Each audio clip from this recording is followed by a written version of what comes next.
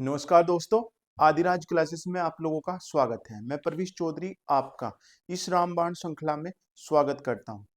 ये रामबाण श्रृंखला हम लोगों ने विगत परीक्षाओं में पूछे गए इंपोर्टेंट क्वेश्चनों को चुनकर तैयार किया है। हमारी टीम ने इस पर बहुत मेहनत की है और एक एक क्वेश्चन वो है जो कई कई बार रिपीटेड हुआ है और उनके आगे आने की भी संभावना बहुत है। तो पहला क्वेश्चन जैन धर्म से है कि जैन मत में संथारा से तात्पर्य है। जैन मत में संथारा से तात्पर्य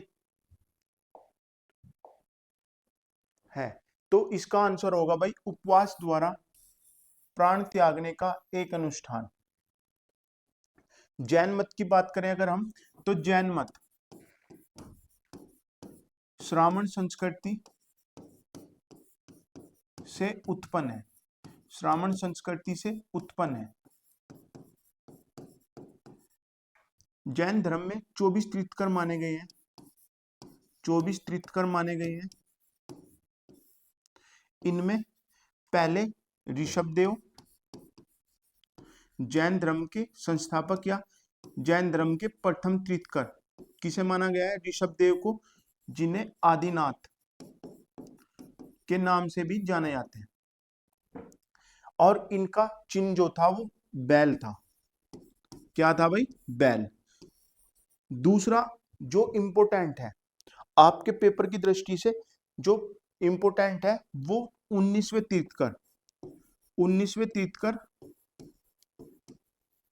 मल्लीनाथ। मल्लीनाथ इंपोर्टेंट है। मल्लीनाथ क्यों इंपोर्टेंट है भाई? क्योंकि इनके स्त्री या पुरुष होने पर विवाद है। ये क्वेश्चन बहुत बार रिपीटेड हुआ है कि वह कौन से तीर्थंकर थे जिनके स्त्री या पुरुष होने पर विवाद है, तो वो तीर्थंकर थे मल्लीनाथ। 23वें तीर्थंकर भी बहुत बार पूछे गए भाई। 23वें तीर्थंकर कौन थे भाई? पार्श्वनाथ। पार्श्वनाथ। और ये काशिया वाराणसी के एक अक्षत्रिय कुल से थे। और 24वें तीर्थंकर, 24वें तीर्थंकर थे भाई महावीर स्वामी। महावीर स्वामी, ठीक है। महावीर स्वामी का जो चिन्ह था वो क्या था भाई? सिंह। महावीर स्वामी का जो चिन्ह था वो था सिंह। अब जैन धर्म कितने उसमें था? जैन धर्म दो भागों में था, श्वेतांबर और दिगंबर। श्वेतांबर का अर्थ होता है श्वेत हैं जिनके वस्त्र। क्या होता है भाई? श्वेत हैं जिनके वस्त्र। और दिगंबर का शाब्दिक अर्थ होता है दिशाई हैं जिनके वस्त्र, यानी ये लोग नग्न रहते हैं और ये सफेद वस्त्र धारण करते हैं। अब महावीर स्वामी जी की बात करें,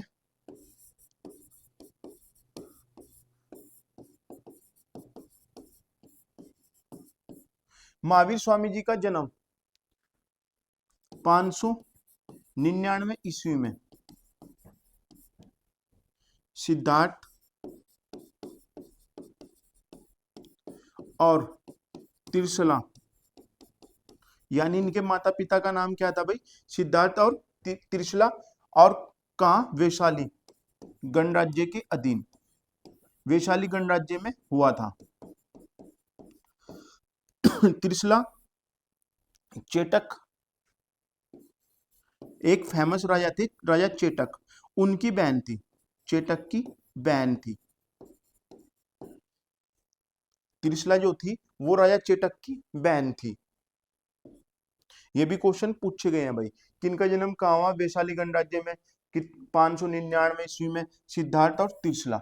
और महावीर स्वामी के बचपन का नाम था वीर या वर्धमान। इनका एक नाम वीर भी था और वर्धमान इनके बचपन का नाम था। इनकी शादी यशोदा नामक एक सुंदर कन्या के साथ इनकी शादी हुई, जिनसे इन्हें एक पुत्री प्रियदर्शनी एक प्रिय पुत्री हुई, जिसकी शादी जमाली से हुई। और जमाली ही इनके पहले शिष्य थे। तो देखो महावीर स्वामी के बारे में अगर देखें तो इनका जन्म 599 ईसा पूर्व, लगभग आज से कितने भाई 2500-2600 साल पहले हुआ था। इनके पिता का नाम सिद्धार्थ और माता का नाम त्रिशला था। त्रिशला जो फेमस राजा चेटक की बहन थी। इनके बचपन का नाम वर्तमान और अन्य नाम वीर था। इनकी शादी यशोदा नामक सुंदर कन्या के साथ हुई और उनसे इन्हें एक पुत्री प्रियदर्शनी हुई। प्रियदर्शनी की शादी जमाली नामक एक युवा से हुई, जो कि इनके प्रथम शिष्य भी थे। महावीर स्वामी ने 30 वर्ष की आयु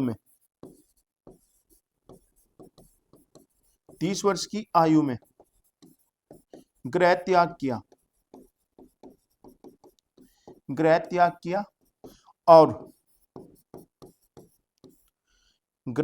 किया और रिजुपालिका नदी के किनारे वट वृक्ष के नीचे ज्ञान की प्राप्ति की। ज्ञान की प्राप्ति क्या कहलाती है भाई? केवल्य की प्राप्ति, और ये जिन कहलाए। नदी के किनारे वट वृक्ष के नीचे केवल्य। और 72 वर्ष की आयु में इनकी मृत्यु पावापुरी में हुई। 72 वर्ष की आयु में इनकी मृत्यु कहां हुई भाई? पावापुरी में। तो इतने इंपोर्टेंट फैक्ट थे जो बार बार क्वेश्चन में जो जैन धर्म से संबंधित है, यानी जैन धर्म को हमने काउंटर करने की कोशिश की। ठीक है, कि जैन मत किस संस्कृति से निकला हुआ? श्रावण संस्कृति से। इसमें कितने तीर्थकर थे? 24 तीर्थकर थे। पहले ऋषभदेव थे, जिनको आदिनाथ के नाम से जाना जाता है, और इनका चिन्ह बैल था। एक 19वें तीर्थकर फेमस हुए जो मल्लीनाथ थे। मल्लीनाथ के बारे में कुछ लोगों का मत है कि वो स्त्री थे और कुछ लोगों का मत है कि वो पुरुष थे, यानी यहाँ पे एक विवाद डिस्प्यूट पैदा हो गया। और 23वें तीर्थकर जो कि वाराणसी के एक अक्षत्रिय कुल से थे, जो कि पार्श्वनाथ थे। 23वें तीर्थकर के बारे में भी कई बार क्वेश्चन पूछा गया है कि 23वें तीर्थकर कौन थे। उसके बाद महावीर स्वामी 24वें तीर्थकर थे और इनका जन्म वैशाली गणराज्य के में हुआ था। इनके पिता का नाम सिद्धार्थ और माता का नाम त्रिशला था, जो कि राजा चेटक की बहन थी। ठीक है भाई, ये सब बातें हम लोगों ने काउंटर की। इनकी मृत्यु के बारे में कई बार पूछा गया कि इनकी मृत्यु कहाँ हुई थी? पावापुरी में। किस नदी के किनारे इन्हें ज्ञान की प्राप्ति हुई? रिजुपालिका वट वृक्ष के नीचे। अब ये तो वो फैक्ट थे जो जैन धर्म से पूछे जाते हैं। अब हम क्वेश्चन पे आते हैं।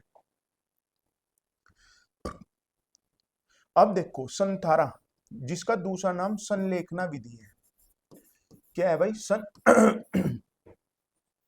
संलेखना विधि दिमाग में आती है, हमारे दिमाग में एक चित्र बना होगा चंद्रगुप्त मौर्य का। चंद्रगुप्त मौर्य कौन थे भाई?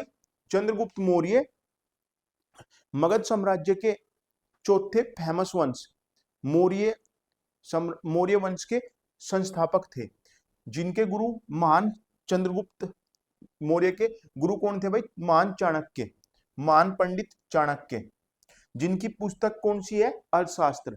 चाणक्य की पुस्तक का नाम क्या है भाई? अर्थशास्त्र। जिसे कि अर्थशास्त्र की विषय वस्तु क्या है भाई? अर्थशास्त्र की विषय वस्तु राजनीति है भाई, राजनीति। ठीक है, विषय वस्तु क्या है? राजनीति। हमें अर्थशास्त्र सोच के धन का विज्ञान नहीं है, ये किसका है? राजनीति विज्ञान की एक पुस्तक है। और भाई चंद्रगुप्त मौर्य ने संलेखना विधि द्वारा श्रवणबेलगोला कहाँ स्थित है भाई? कर्नाटक में। यहाँ पे मगध साम्राज्य छोड़कर वो श्रवण बेलगोला की पहाड़ियों में चले गए थे और वहां उपवास द्वारा अपने प्राण त्यागे। यानी उन्होंने अपने जीवन में जितने गलत काम किए थे उन सब का प्रायश्चित उपवास द्वारा प्राण त्याग कर किया था। चंद्रगुप्त मौर्य के पुत्र कौन थे? बिंदुसार, और उनके पुत्र महान अशोक। तो इसका आंसर हो गया भाई उपवास द्वारा प्राण त्यागना। अब नेक्स्ट क्वेश्चन देखें भाई,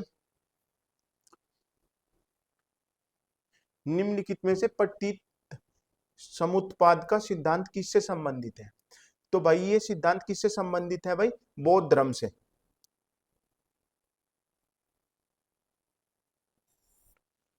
जैन धर्म हमने अभी काउंटर किया था, ठीक है। अब बौद्ध धर्म ये किससे संबंधित है? बौद्ध धर्म से। और चार्वाक सिद्धांत कैसा सिद्धांत था? एक भाई एक चीज जैन धर्म में हम एक चीज भूल गए, इनके चार जैन धर्म में, पिछले क्वेश्चन में अगर आए हम कि जैन धर्म में हम एक चीज भूल गए,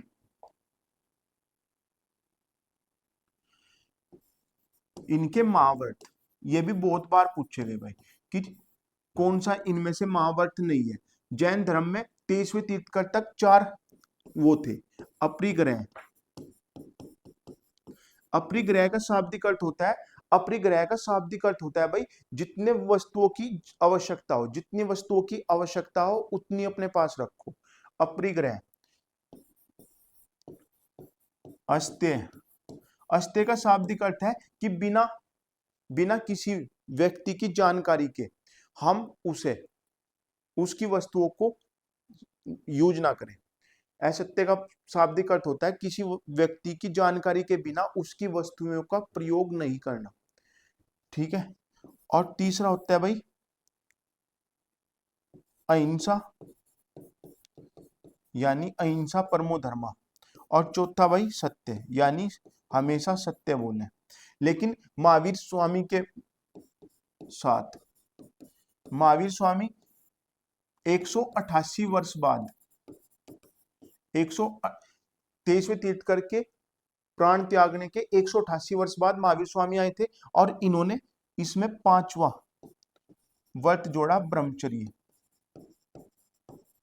ब्रह्मचर्य ब्रह्मचर्य का यानी ब्रह्मचर्य का पालन करने की शिक्षा जो जोड़ी वो महावीर स्वामी ने जोड़ी।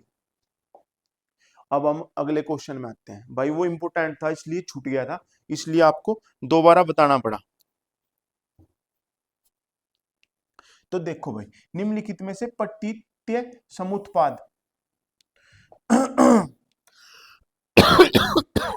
सॉरी भाई, निम्नलिखित में से पट्टित्य समुत्पाद का सिद्धांत किससे संबंधित है? देखो अभी हमने जैन धर्म को काउंटर किया, अब इसका आंसर है बौद्ध धर्म से, ठीक है। चार्वाक क्या है? चार्वाक एक नास्तिक ग्रंथ है और इसका एक फेमस वो है कि जब तक जियो सुख से जियो, ऋण लियो और घी पियो। क्या है भाई? जब तक जियो सुखी जियो, ऋण लियो और घी पियो। ऋण लो यानी उधार लो और घी पियो। आजीवक के कौन थे? मक्खली गोसाल। मक्खली गोसाल। अब बौद्ध धर्म के जो संस्थापक थे या प्रणेता थे वो थे महात्मा बुद्ध।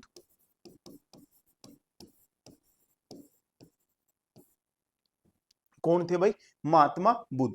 महात्मा बुद्ध के बारे में अगर हम देखें, एक मिनट भाई बस खांसी उठ रही है, पानी पी।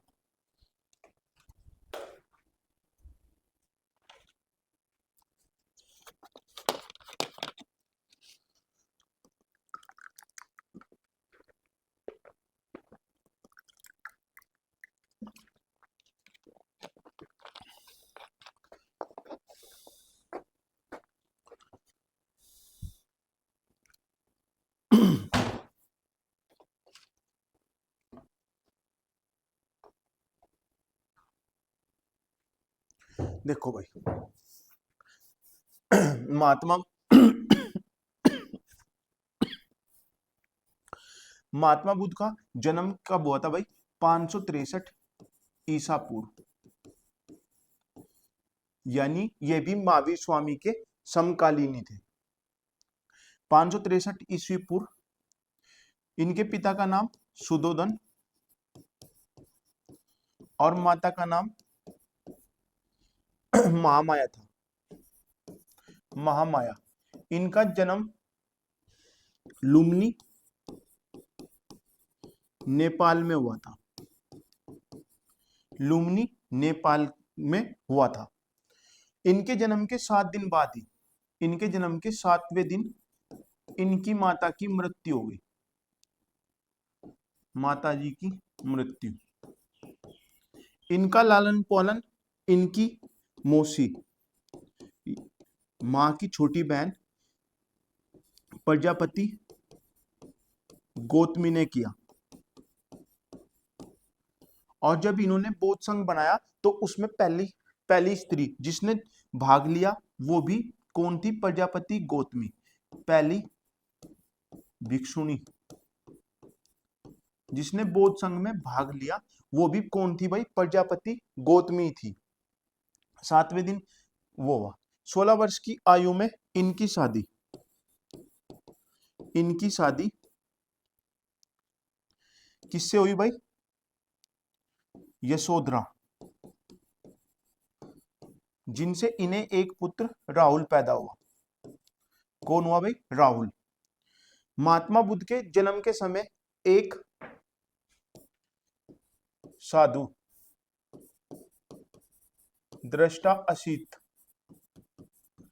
असित ने कहा था कि या तो ये एक महान राजा बनेगा या विश्व जीतने वाला एक महान संत।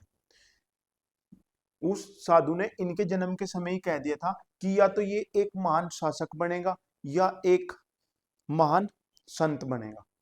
तो इसलिए इनके पिता सुधोधन ने इन्हें सभी भोग विलास की वस्तुएं दी, जिससे कि इनका मन एक साधु के रूप में ना हो। इनके बचपन का नाम सिद्धार्थ था। इनके बचपन का नाम क्या था भाई? सिद्धार्थ। ठीक है। 16वें वर्ष यशोधरा से इनकी शादी हुई और उनसे इन्हें एक पुत्र राहुल पैदा हुआ। अपनी आयु के 28वें 29वें साल के बीच इन्होंने एक बाग में घूमते हुए या शहर के भ्रमण करते हुए इन्हें चार घटनाएं दिखाई दी। 4 घटनाएं क्या क्या थी भाई? पहले इन्हें एक बूढ़ा व्यक्ति, पहला इन्हें क्या दिखाई दिया? एक बूढ़ा व्यक्ति। दूसरा इन्हें एक बीमार व्यक्ति। तीसरा इन्हें एक शवयात्रा दिखाई दी। और चौथे क्रम पर इन्हें एक मस्त सन्यासी दिखाई दिया। तो इन तीनों को देखकर इनका मन विचलित हुआ। उन्होंने देखा कि सन्यास ही इस जीवन में सबसे अच्छा है। तो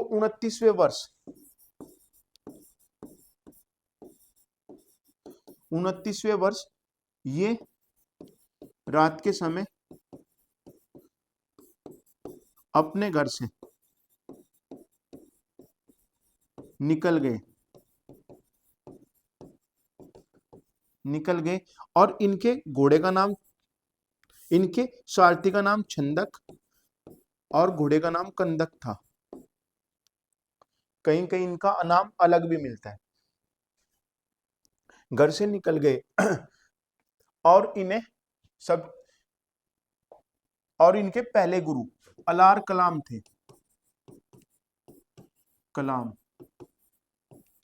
अलार कलाम से इन्होंने पहली बार शिक्षा ली। फिर 29 वर्ष में जब इन्होंने गृह त्याग किया था तो उस घटना को कहा गया महाविनिष्क्रमण। गृह त्याग की घटना को क्या कहा जाता है भाई? महाविनिष्क्रमण।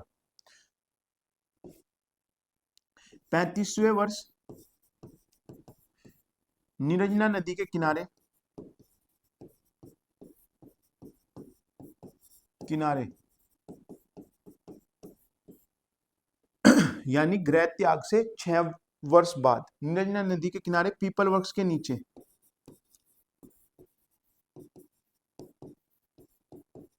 एक दिन सुजाता नामक एक महिला सुजाता नामक एक महिला आती है और इन्हें खीर देती है। तो उसके अभी अभी कुछ दिन पहले एक पुत्र ने जन्म लिया था। तो वो पीपल के नीचे मनोकामना मांग कर गई थी कि अगर मेरी मनोकामना पूर्ण हुई तो मैं आप पर प्रसाद चढ़ाऊंगी। तो वो खीर का एक पात्र लेकर आती है और पीपल वृक्ष के नीचे बैठे हुए संत को कहती है कि जैसे मेरी मनोकामना पूरी हुई उसी तरह आपकी भी मनोकामना पूर्ण हो। उसी रात कहा जाता है कि उसी रात महात्मा बुद्ध को ज्ञान की प्राप्ति हुई। ज्ञान की प्राप्ति हुई जिसे क्या कहा जाता है, संबोधि। महात्मा बुद्ध को ज्ञान की प्राप्ति हुई। उन्होंने अपना पहला उपदेश सारनाथ में 5 संतों को दिया जो कहलाया धर्मचक्र परिवर्तन। इनके फेमस शिष्य आनंद, सबसे जो प्रिय शिष्य थे वो आनंद और उपाली थे। आनंद जिन्होंने सूत पिटक की रचना की और उपाली जिन्होंने विनय पिटक की रचना की। और सूत पिटक की खुद का निकाय एक उससे के 10वें भाग से क्या निकली है, जातक कथाएं। ये तो हमने पिछले वीडियो में भी पढ़ी थी, जातक कथाएं। ठीक है भाई। अब आनंद इनके साथ अंतिम समय तक रहे। अंतिम समय में ये कुशीनारा में पहुंचते हैं। कुशीनारा या कुशीनगर, आज के कुशीनगर में पहुंचते हैं जो मल साम्राज्य के अधीन था। और कुशीनगर में 80वें वर्ष, अपने जन्म के 80वें वर्ष में इनकी कुंडा नामक लोहार के यहाँ भोजन करने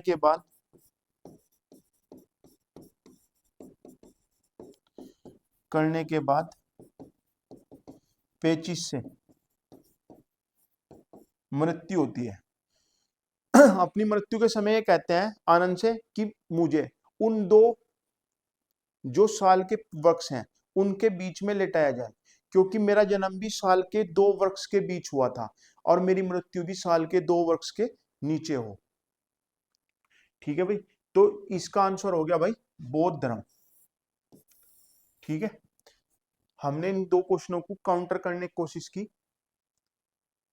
कोई गलती हुई तो उसके लिए क्षमा भाई। अब देखो, अशोक ने गया जिले में बराबर की पहाड़ी, गया जिला कहाँ है भाई, बिहार में, और मगध भी कहाँ था उस टाइम, बिहार में। अशोक की राजधानी क्या थी, पाटलिपुत्र। और पाटलिपुत्र नगर राजधानी किसने बनाया था भाई, राजगिरी से उदयन ने।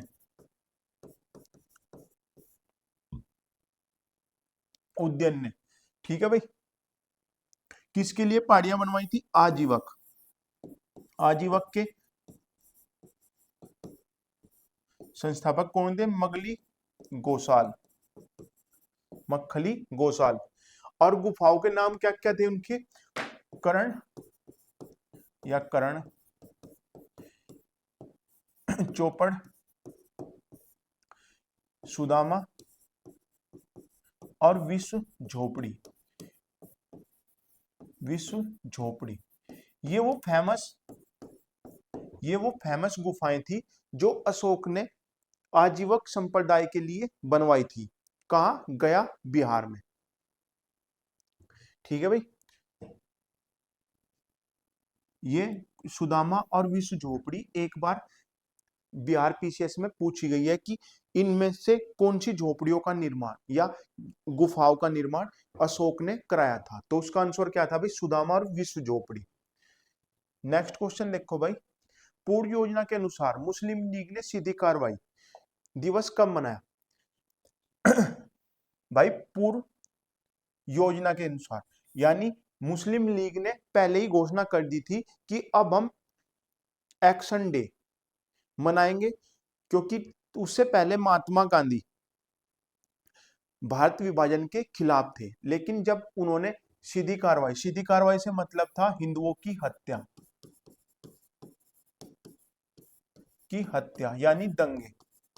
उन्होंने मुस्लिम लीग ने दंगे शुरू कर दिए थे, ठीक है। और सबसे ज्यादा दंगे कहाँ हुए? पूर्वी बंगाल में, नवा कोली, ठीक है। तो 16 अगस्त 1946 को एक्शन डे मनाया गया। अगर मुस्लिम लीग की बात करें तो 1906 में इसकी स्थापना ढाका में नवाब सलीमुल्लाह और आगा खां के नेतृत्व में किया गया, जिसमें वकार उल मुल्क भी उपस्थित थे। आगा खां को इसका प्रथम अध्यक्ष चुना गया और इसका पहला सम्मेलन अमृतसर में हुआ। 1930 का फेमस अधिवेशन इसका इलाहाबाद में हुआ। यह फेमस क्यों है? क्योंकि इसकी अध्यक्षता मोहम्मद इकबाल ने की और पहली बार मुस्लिमों के लिए अलग राष्ट्र, पाकिस्तान वहां शब्द नहीं था, वहां मुस्लिमों के लिए अलग राष्ट्र की मांग की गई। अपने अध्यक्षीय भाषण में मोहम्मद इकबाल ने एक अलग राष्ट्र की मांग की। कभी सारे जहां से अच्छा हिंदुस्तान हमारा कहने वाले मोहम्मद इकबाल भी उस दिन अध्यक्षीय भाषण में अलग राष्ट्र की मांग कर गए। तो 1930 से ही भारत विभाजन की मांग मुस्लिम लीग की एक प्रमुख मांग बन गई। पाकिस्तान शब्द के जन्मदाता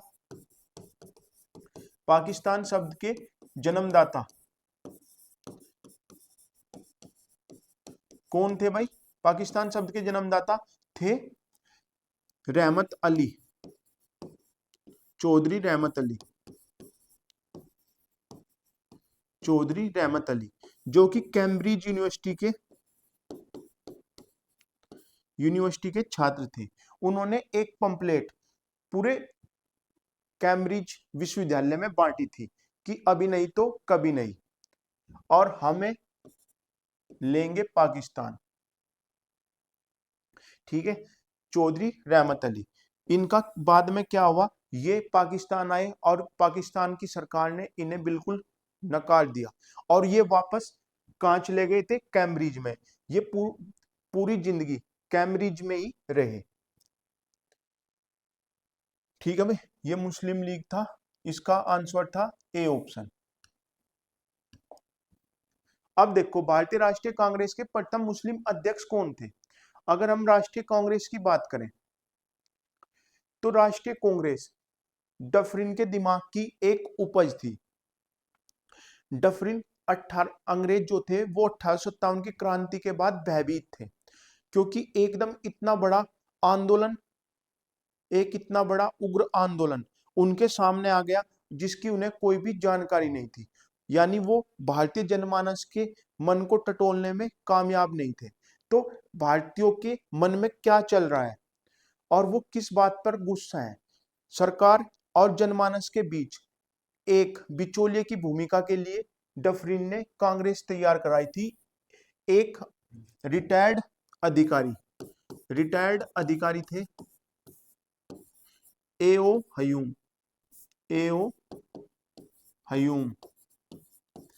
हयूम ने क्या किया? डफरिन के कहने पे एक संगठन की स्थापना की जिसे हम कांग्रेस के नाम से जानते हैं। इसका प्रथम अधिवेशन डब्ल्यू.सी. बनर्जी की अध्यक्षता में 1885 को हुआ। यानी 28 दिसंबर 1885 को गोकुलदास तेजपाल, गोकुलदास तेजपाल संस्कृत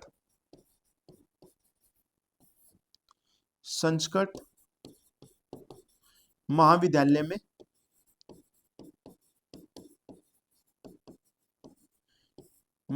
में इसकी स्थापना हुई। एओ हयूम इसके सचिव चुने गए और इसके अध्यक्ष कौन थे भाई? WC बनर्जी। पहले इसका अधिवेशन पूना में होना था, लेकिन पूना में प्लेग की बीमारी फैलने के कारण इसको शिफ्ट किया गया बम्बई में। इसमें उस समय 72 व्यक्तियों ने भाग लिया। 72 व्यक्ति कौन थे वो? इनमें से मोस्टली क्या थे भाई? वकील और पत्रकार,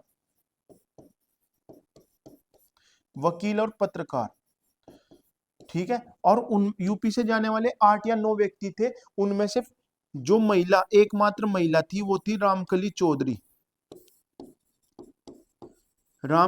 चौधरी एकमात्र महिला थी जिन्होंने यूपी से भाग लिया था। यानी यूपी से जाने वाले 8 या 9 व्यक्तियों में से रामकली चौधरी एकमात्र महिला थी। वकील और पत्रकारों ने भाग लिया। वकील और पत्रकारों ने ही क्यों भाग लिया? क्योंकि उस समय इंडियन एसोसिएशन किसकी संस्था थी भाई? सुरेंद्रनाथ बनर्जी की। सभी प्रमुख नेता उसमें भाग लेने के लिए कोलकाता गए हुए थे, ठीक है। तो ये हो गया इसका पहला अधिवेशन। दूसरा अधिवेशन इन्होंने कोलकाता में रखा और कोलकाता में इसकी अध्यक्षता दादा भाई नेरोजी ने की। दादा भाई नेरोजी जिन्हें भारत का ग्रैंड ओल्ड मैन, ये क्वेश्चन बहुत बार एसएससी का तो फेवरेट है भाई ये, कि भारत का ग्रैंड ओल्ड मैन या वयोवृद्ध पुरुष कौन थे? दादा भाई नेरोजी, ठीक है। इन्होंने इसकी दूसरे अधिवेशन 1886 में अध्यक्षता की। दादा भाई नेरोजी पहले व्यक्ति थे जिन्होंने जो अंग्रेजी संसद के लिए चुने गए थे। अंग्रेजी संसद में चुने जाने वाले प्रथम भारतीय भी कौन थे भाई? दादा भाई नेरोजी। और यही पहले व्यक्ति थे जिन्होंने राष्ट्रीय आय की गणना पहली बार की। किसकी गणना की भाई? राष्ट्रीय आय की। किसी व्यक्ति की प्रोग्रेस के लिए राष्ट्रीय आय ही प्रमुख स्रोत है, राष्ट्रीय आय। और उस समय राष्ट्रीय आय कितनी थी? 20 रुपए। ये रुपए का चिन्ह किसने दिया भाई?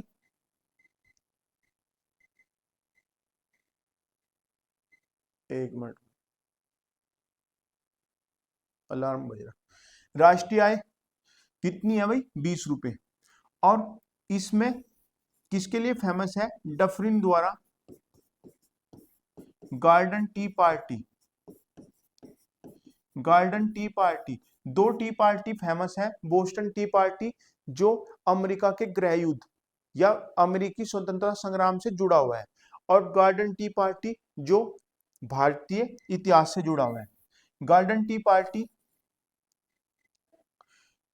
पार्टी डफरिन द्वारा दी गई। इसमें सुरेंद्रनाथ बनर्जी ने भाग नहीं लिया। सुरेंद्रनाथ बनर्जी कांग्रेस के अध्यक्ष कब चुने गए थे? 1902 में अहमदाबाद में। सुरेंद्रनाथ बनर्जी ने गार्डन टी पार्टी में भाग नहीं लिया, ठीक है। इसके तीसरा अधिवेशन थर्ड अधिवेशन इसका मद्रास में हुआ 1887 में।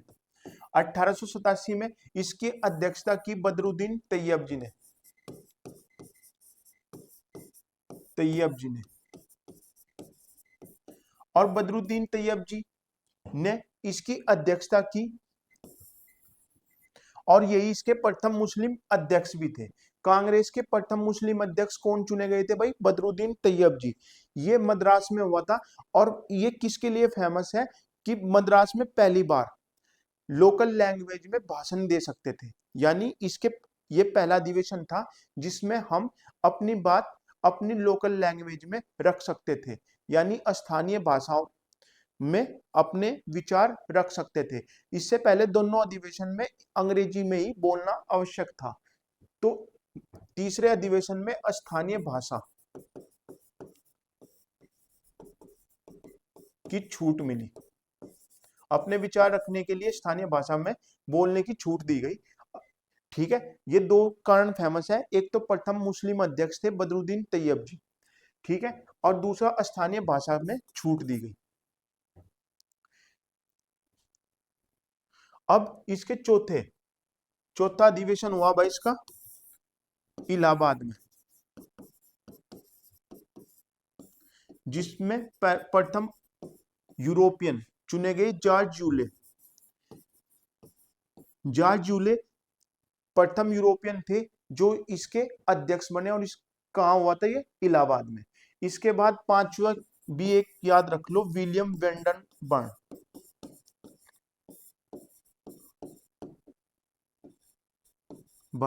और ये नाम याद रखियो क्योंकि विलियम वेंडन बर्न एकमात्र अंग्रेज थे जो 2 बार इसके अध्यक्ष चुने गए, 1889 और 1910 में।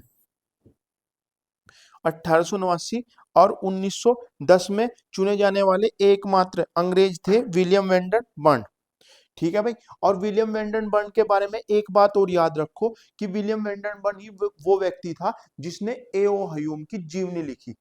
ये क्वेश्चन भी बहुत बार आ गया कि ए.ओ. ह्यूम की जीवनी लिखने वाला कौन था, वो भी कौन था, विलियम वेंडन बर्न जीवनी। अब कांग्रेस के ये तो थे 5 लगातार जिनसे बार बार क्वेश्चन पूछे गए, कुछ और अधिवेशन जो कहीं ना कहीं पेपर के लिए इंपोर्टेंट है। तो अब एक क्वेश्चन अभी शायद यूपीएसआई में आया था या सीपीओएसआई में कि इसके प्रथम जो अध्यक्ष थे, कौन थे प्रथम अध्यक्ष भाई, डब्ल्यू.सी. बैनर्जी। वो दोबारा कब चुने गए थे, तो वो दोबारा 1892 में चुने गए थे। 1892 में डब्ल्यू.सी. बैनर्जी दोबारा इसके अध्यक्ष चुने गए, ठीक है। अब इसके कांग्रेस के बारे में डफरिन की राय थी कि कांग्रेस बहुत ही कम लोगों का, यानी बहुत ही सूक्ष्म भारतीयों का प्रतिनिधित्व करती है। डफरिन की राय क्या थी इसके लिए कि यह एक सूक्ष्म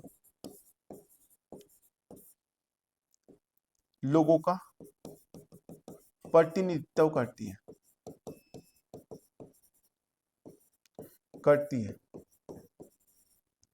ठीक है। और 1905 तक यह कांग्रेस क्या थी, एक उदारवादी दल था जो लोगों की समस्याओं से सरकार को अवगत कराती थी। क्या कराती थी भाई, लोगों को अवगत कराती थी। 1905-2 से जब सुरेंद्रनाथ बैनर्जी इसके अध्यक्ष बने, तब से इसमें थोड़ा थोड़ा उबाल आना शुरू हुआ, जो 1905 तक स्पष्ट दिखाई देने लगा। 1905 में यहाँ के वायसराय थे कर्जन, तो कर्जन को महसूस हुआ कि अब कांग्रेस अंग्रेजों के खिलाफ जा रही है। तो कर्जन का फेमस जो स्लोगन था कांग्रेस के लिए वो ये था कि कांग्रेस अपने जीवन की अंतिम घड़ी गिन रही है और मेरी भारत में रहते हुए सबसे बड़ी इच्छा इसकी मृत्यु में सहयोग करना है, ठीक है। तो ये 2 स्लोगन याद रखेंगे, और भी स्लोगन है जो बाद में बताऊंगा। अभी हम इसके अधिवेशन देखें। 1905 में इसकी अध्यक्षता की थी गोपाल कृष्ण गोखले ने,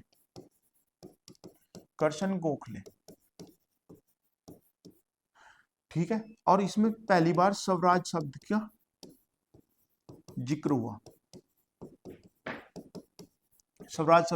हुआ, इससे पहले एक हुआ था 1896 में रहमतुल्लाह सियानी की अध्यक्षता में एक अधिवेशन हुआ।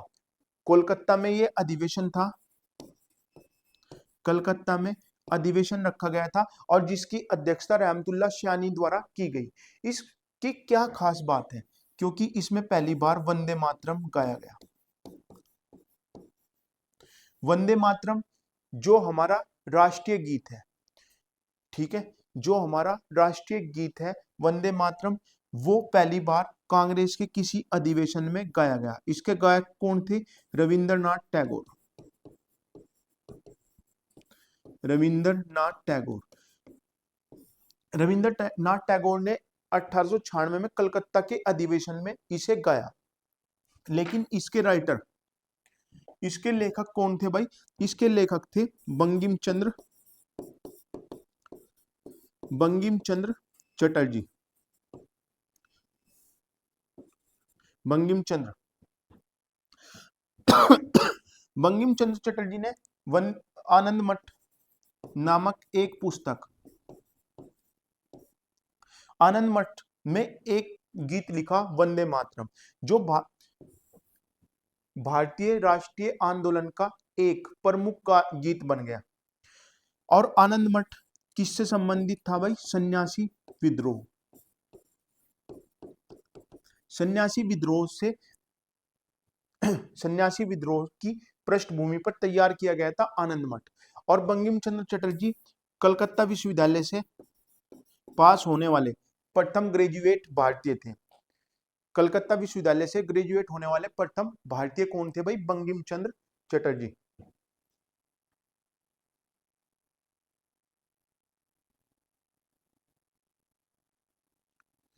ठीक है भाई, आनंद मठ। अब एक चीज और याद रखो आनंद मठ के बारे में, नई वंदे मातरम के बारे में, कि इसका अंग्रेजी में अनुवाद अरविंद घोष ने किया था। किसने किया था भाई? अरविंद घोष ने। वंदे मातरम का जो वो किया था अंग्रेजी अनुवाद, वो अरविंद घोष ने किया था। और इसका गायन किसने किया था? रविंद्रनाथ टैगोर ने। ठीक है। अब भाई 1896 के बाद 1905 आ गया। उसके बाद है 1907। कांग्रेस में प्रथम फूट कब पड़ी थी भाई? सूरत अधिवेशन में। कब पड़ी थी भाई? सूरत अधिवेशन। इसमें गरम दल और नरम दल दो विभाजन हुए। एक तरफ लाल बाल पाल थे और एक तरफ उदारवादी नेता थे, जिसमें गोपाल कृष्ण गोखले, मदन मोहन मालवीय ये थे। तो सरकार वो चाहते थे कि हम सरकार की साथ सहयोग करके उनके बताए रास्ते पर ही चलें। लेकिन जो इनका लाल बाल पाल ग्रुप था, जिनमें फेमस थे बाल गंगाधर तिलक, जिन्होंने कहा था कि स्वराज मेरा जन्मसिद्ध अधिकार है और इसे मैं लेकर रहूंगा। किसने कहा था? बाल गंगाधर तिलक ने। लाल से मतलब लाला लाजपत राय और बाल से मतलब विपिन चंद्र पॉल था। ये गुट चाहता था कि हम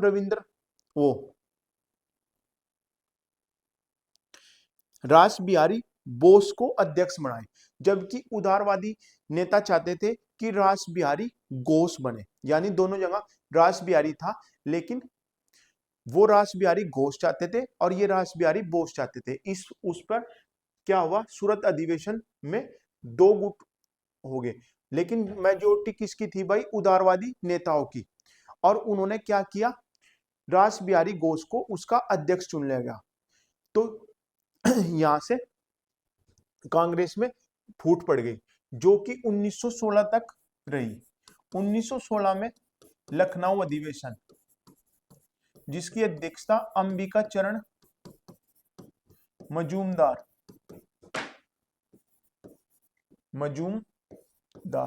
और मजूमदार कौन थे भाई? मजूमदार शब्द हमने पिछली कक्षा में कहां पढ़ा था? शिवाजी का जो अमात्य थे उन्हें मजूमदार भी कहा जाता था। और पहले अमात्य या मजूमदार कौन थे? रामचंद्र पंत। कौन थे भाई? रामचंद्र पंत। ठीक है। और अंबिका चरण मजूमदार ने इसकी अध्यक्षता की। और एनी बेसेंट के सहयोग से गरम दल और नरम दल दोनों एक हुए। और ये कहां हुआ था भाई? लखनऊ में। और लखनऊ अधिवेशन एक चीज के लिए और फेमस था। किसके लिए? कि पहली बार मुस्लिम लीग और कांग्रेस का संयुक्त अधिवेशन हुआ था। मुस्लिम लीग और कांग्रेस का संयुक्त अधिवेशन था, जो कराने की में महत्वपूर्ण भूमिका किसने निभाई थी? एनी बेसेंट ने। ठीक है। दूसरा एक और कि महात्मा गांधी से चंपारण बुलाने के लिए रामचंद्र शुक्ल कहां मिले थे? लखनऊ में ही मिले थे। ये क्वेश्चन बहुत बार आ गया कि महात्मा गांधी को चंपारण बुलाने के लिए किसने बुलाया था? रामचंद्र शुक्ल ने। एक मिनट भाई, अलार्म बंद कर दूंगी, बार बार बज रहा।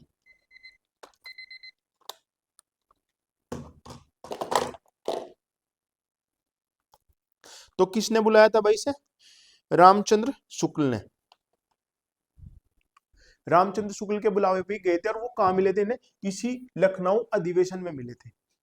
ठीक है, अब इसके बाद देखो 1917 का अधिवेशन।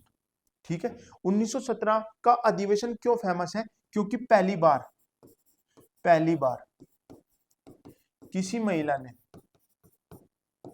इसकी अध्यक्षता की, और वो महिला कौन थी? Annie Besant. एनी बेसेंट ने पहली बार कांग्रेस की अध्यक्षता की। तो हमारे दिमाग में एक क्वेश्चन और आना चाहिए कि वो ये तो विदेशी मूल की थी, इन्होंने भारतीय नागरिकता ग्रहण कर ली थी, लेकिन मूल तो इनका विदेशी था। तो पहली भारतीय महिला कौन थी? 1925 में 1925 में सरोजिनी नायडू। कानपुर अधिवेशन में सरोजिनी नायडू ने पहली अध्यक्षता की। और सरोजिनी नायडू कौन थी? भारत के किसी राज्यपाल की प्रथम महिला राज्यपाल होने का गौरव भी किसके पास है? सरोजिनी नायडू। और जिन्हें जवाहरलाल नेहरू द्वारा नाइटेंगल की उपाधि दी गई। नाइटेंगल की उपाधि किसे दी गई? सरोजिनी नायडू। और इनकी फेमस पुस्तक थ्री सोल्स है। ठीक है, अब सरोजिनी नायडू के बाद भी कोई महिला रही, हाँ, वो रही नेली सेन गुप्ता या नलिनी सेन गुप्ता। नलिनी सेन गुप्ता या गुप्ता नहीं, सॉरी, नलिनी सेन घोष। नलिनी सेन घोष भारतीय नहीं थी, ये एक अंग्रेज महिला थी जो कैम्ब्रिज से थी। ठीक है, और इनका नाम एलिन एडिथ था। Edith Ellen. इनका मूल नाम जो था वो एडिथ एलन था। और ये डाउनिंग कॉलेज में पढ़ने वाले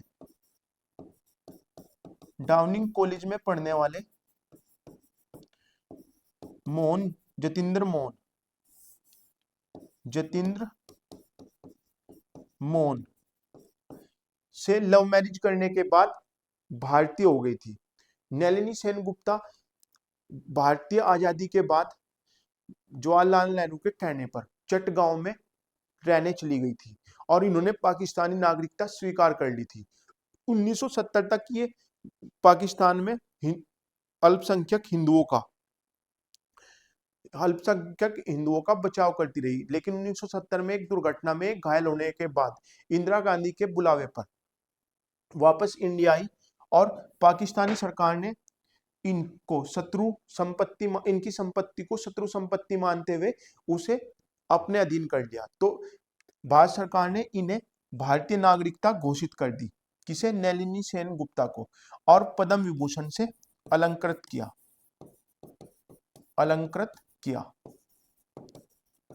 1972 में इनकी मृत्यु होगी। 1972-73 में इनकी कोलकाता में ही मृत्यु होगी। तो ये थी 3 महिलाएं, पहली एनी बेसेंट, दूसरी सरोजिनी नायडू, तीसरी नलिनी सेन गुप्ता, जिनका दूसरा नाम एडिथ एलेन था। ठीक है भाई, अब एक क्वेश्चन बनता है कि महात्मा गांधी ने भी कभी इसकी अध्यक्षता की या नहीं की। तो महात्मा गांधी ने 1924 में बेलगाम अधिवेशन की अध्यक्षता की। और ये कहाँ है? कर्नाटक में। एकमात्र कांग्रेस अधिवेशन जिसकी अध्यक्षता महात्मा गांधी ने की वो 1924 में था। और ये बेलगाम भाई कस्बा था, मतलब शहर था। और जो एक क्वेश्चन बनता है कि वह कौन सा अधिवेशन था जो गांव में हुआ था? वो था भाई फैजाबाद गांव में जवाहरलाल नेहरू ने जिसकी अध्यक्षता की थी 1936 में।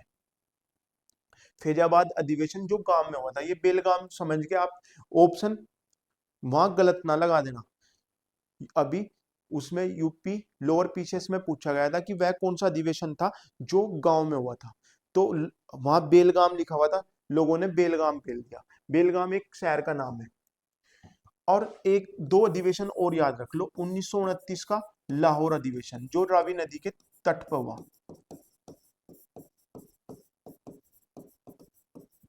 और एक 1931 का कराची अधिवेशन। ये दो भारतीय इतिहास में फेमस है।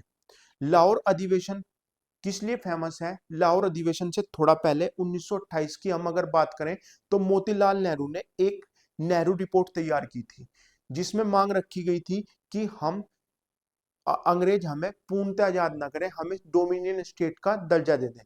डोमिनियन स्टेट का मतलब था कि भारत में राज चलेगा भारतीयों का, लेकिन वो किसी भी विदेशी या सेना पर उसका कब्जा नहीं होगा, यानी दोयम दर्जे की स्वतंत्रता, कि हम आजाद भी हो और आजाद भी ना हो, यानी 50-50 हमारे सर पे अंग्रेजों का हाथ रहे। तो इसका विरोध पूरे भारत में हुआ था, लेकिन उन्होंने, जवाहरलाल नेहरू ने कहा था, अपने पिता के खिलाफ जाते हुए भी कहा था कि चलो हम इस नेहरू रिपोर्ट का सम्मान करते हैं, लेकिन अंग्रेजों को अब हमें डोमिनियन स्टेट 1 साल के अंदर अंदर बनाना पड़ेगा, कि अगर अंग्रेज हमें 1 साल के अंदर अंदर डोमिनियन स्टेट का दर्जा देते हैं तो हम इसे स्वीकार करेंगे। 1928 से 1929 तक इन्होंने पूरा इंतजार किया, लेकिन अंग्रेजों ने हमें डोमिनियन स्टेट का दर्जा नहीं दिया। तो इसी कारण 1929 में उन्होंने कहा कि अब हमें पूर्ण स्टेट, मतलब डोमिनियन स्टेट नहीं, अब हमें पूर्ण स्वराज, हमें क्या चाहिए भाई? पूर्ण स्वराज चाहिए। पूर्ण स्वराज मतलब पूरी आजादी। और यही क्वेश्चन बार बार रिपीट होता है कि पूर्ण स्वराज की मांग कांग्रेस के किस अधिवेशन में की गई थी? तो लाहौर अधिवेशन 1929 में रावी नदी के तट पर पूर्ण स्वराज की मांग की गई, और यही घोषणा हुई थी कि हम 26 जनवरी 1930 से को अपना आजादी दिवस मनाएंगे। 26 जनवरी 1930 को हम अपना आजादी का दिवस मनाएंगे। और यही कारण था कि 26 नवंबर 1949 को जब हमारा संविधान बनकर तैयार हो गया, तब भी हमने 2 महीने तक इंतजार किया। क्यों किया? 1 मिनट भाई,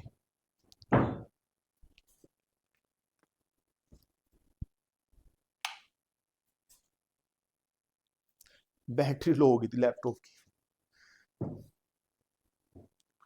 तो इसमें हमने 2 महीने तक इंतजार किया था, ताकि हम इस तारीख का, जो एक महत्वपूर्ण तारीख थी, आने वाली पीढ़ी उसकी इंपोर्टेंस को भूल ना जाए। क्योंकि हम 26 जनवरी 1930 से लेकर 1947 तक अपनी आजादी कब दिवस कब मनाते थे? 26 जनवरी को। और इसके बाद कराची अधिवेशन किस लिए फेमस है? कराची अधिवेशन दो बातों के लिए फेमस है। एक तो पहली बार मौलिक अधिकारों की जो मांग रखी गई थी, मौलिक अधिकारों की जो मांग रखी गई थी, वो कराची अधिवेशन में रखी गई थी। कहाँ रखी गई थी भाई? कराची अधिवेशन में। मौलिक अधिकारों की मांग,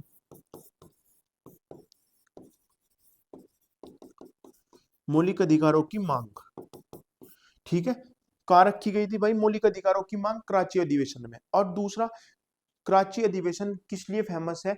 महात्मा गांधी को काले झंडे दिखाए गए थे कराची अधिवेशन में। क्यों?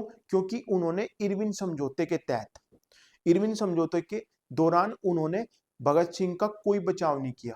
उन्होंने भगत सिंह के फांसी रोकने के लिए एक शब्द तक नहीं कहा। इरविन ने अपनी पुस्तक में लिखा हुआ है कि हम सोचकर बैठे थे कि महात्मा गांधी इस इस समझौते के तहत भगत सिंह और अन्य क्रांतिकारियों का बचाव करेंगे, और हमने सोचा था कि हम ये कहेंगे कि हम उन्हें उम्र कैद कर देते हैं, उनको फांसी टाल के उम्र कैद कर देंगे। अगर महात्मा गांधी ज्यादा ही जोर देंगे तो हम उन लोगों को आजाद कर देंगे चेतावनी के साथ। लेकिन मैं स्तब्ध रह गया जब महात्मा गांधी ने भगत सिंह का कोई जिक्र भी नहीं किया। ये इरविन ने अपनी पुस्तक में लिखा हुआ है। तो उसी के कारण भारतीय राष्ट्रीय कांग्रेस के कराची अधिवेशन में महात्मा गांधी को काले झंडे दिखाए गए, और इससे स्तब्ध होकर महात्मा गांधी ने सक्रिय राजनीति से निकलने का विचार रखा कि आज के बाद मैं क्या हूं, सक्रिय राजनीति में कभी भी भाग नहीं लेने का। यानी उन्होंने अपना त्याग कर दिया। ऐसा नहीं है कि त्याग पूर्णतः कर दिया था। 1939 में जब इसके 1938 में जब हरिपुरा अधिवेशन में, हरिपुरा अधिवेशन भी याद रखो क्योंकि इसकी अध्यक्षता किसने की थी? देश नायक सुभाष चंद्र बोस ने, नेताजी ने। ठीक है, सुभाष चंद्र बोस ने इसकी अध्यक्षता की थी। और 1939 के लिए जब चुनाव हुआ, कहां के लिए? त्रिपुरी अधिवेशन के लिए जब चुनाव हुआ तो सुभाष चंद्र बोस ने पटाभी सीतारामैया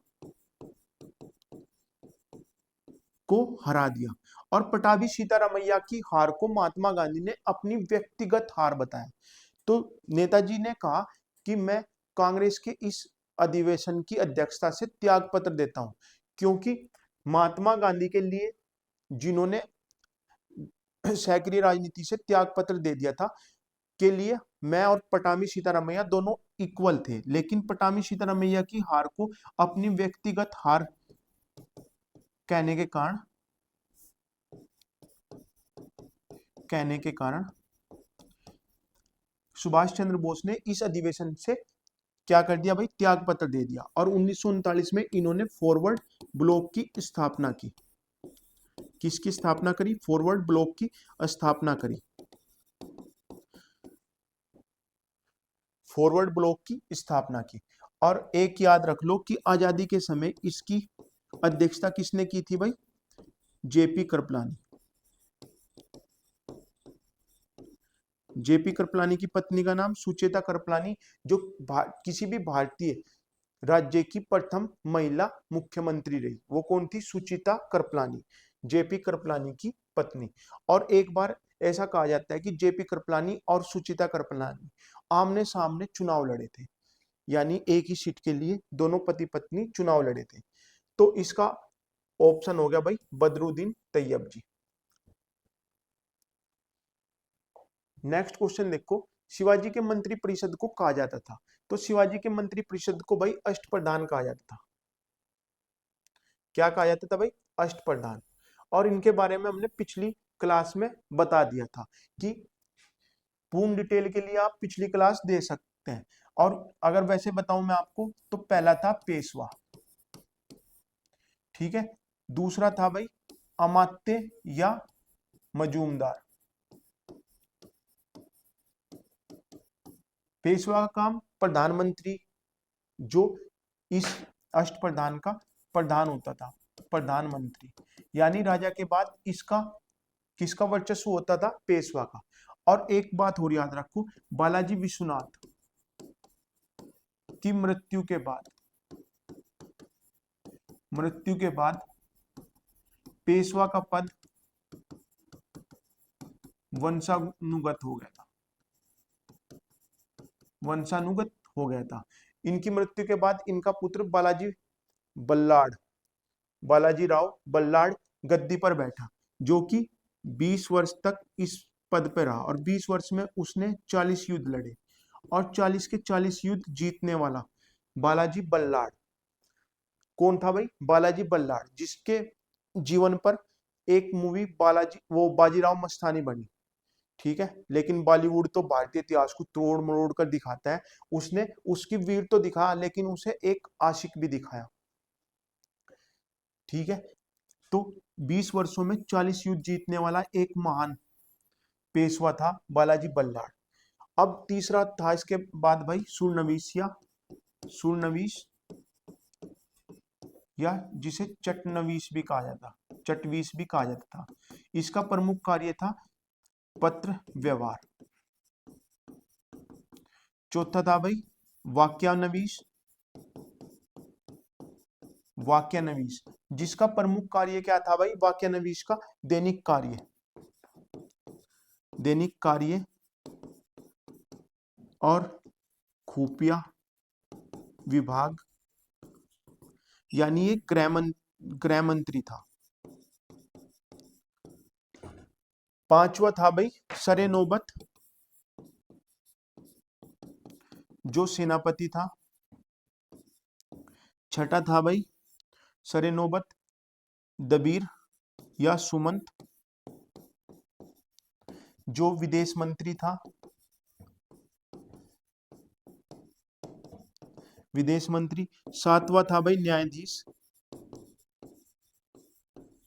जो न्याय करता था, राजा की अनुपस्थिति में न्याय करता था।